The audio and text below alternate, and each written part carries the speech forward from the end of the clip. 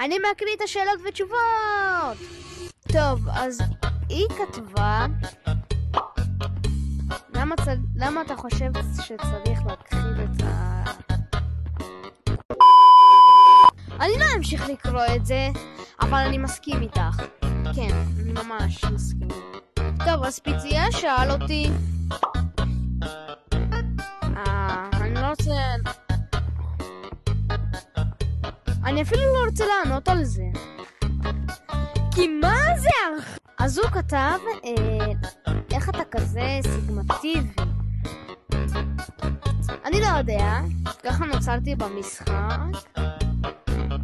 טוב, אז ינאי ויאר שאל אותי אם אתה אוהב בננות. אני שונא בננות, בננות זה הדבר הכי מגעיל בעולם. והוא שאל אותי, איך אתה כזה חתיך? לא יודע. תנו לייק ועוקב!